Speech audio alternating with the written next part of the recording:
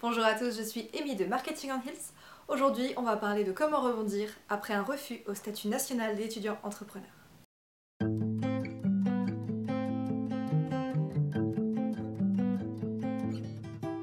La première chose, c'est de se remettre en question. Pour ça, il faut repenser aux questions du jury, quelles remarques ont-ils fait, qu'est-ce qu'ils n'ont pas compris, comment j'aurais pu expliquer les choses autrement. Voilà, essayez de voir comment vous pouvez éclairer un petit peu votre pensée à ce niveau-là, qu'est-ce qui a été obscur pour eux et comment vous pouvez le rendre plus clair si vous retentez l'expérience l'année suivante. Dans une communication, on est deux et si le message n'est pas passé, c'est que peut-être votre façon de l'exprimer n'a pas été optimale ou peut-être que le jury n'a pas forcément compris le secteur, le marché dans lequel vous vous trouviez et quel était le besoin auquel répondait votre projet. Vous pouvez donc vous interroger pour savoir qu'est-ce que vous avez oublié de dire ou qu'est-ce que vous avez peut-être mal précisé, comment vous auriez pu faire en sorte que le jury comprenne vraiment votre message de manière simple. Voyez ce refus comme une façon de rebondir.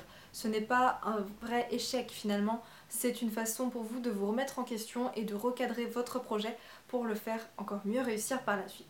Personnellement, j'ai également essuyé mon premier refus à Pépite la première année que j'ai voulu candidater au statut national d'étudiant entrepreneur. Et ça a été une grande claque pour moi et ça m'a permis vraiment de recadrer mon projet et de me dire de toute façon, quoi qu'il arrive, j'irai jusqu'au bout. Par contre, peut-être que je peux le retravailler pour faire en sorte qu'il ne soit plus refusé et qu'il soit viable à long terme.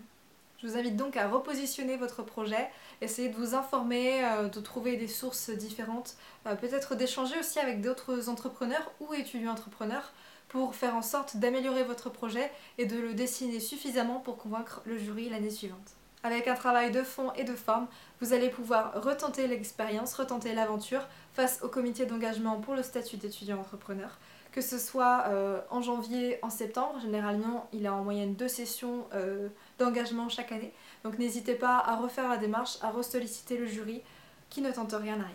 Sachez que ce n'est pas parce que l'on vous dit non, que l'on vous présente un refus, que c'est perdu, qu'il n'y a plus d'espoir. Au contraire, c'est une façon de se remettre en question, de se challenger et de se prouver à soi-même qu'on est totalement capable d'atteindre ses objectifs.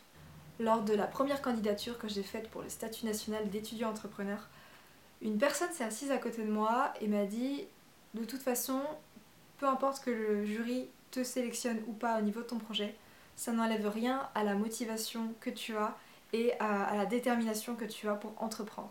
Ta légitimité restera la même et le jury n'est qu'une étape finalement vers ton parcours entrepreneurial. » Cette phrase m'a beaucoup permis de réfléchir et de mûrir mon projet finalement. Après la claque que je me suis prise, ça m'a juste permis de me donner encore plus envie de réussir et de tout donner pour atteindre mes objectifs et réaliser mes rêves.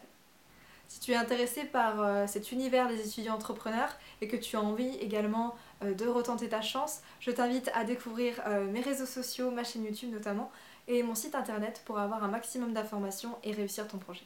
C'était Amy de Marketing on Hills. N'oublie pas que ta réussite se construit dès maintenant et si tu travailles dur et que tu recadres ton projet, tu pourras atteindre ton objectif et réussir.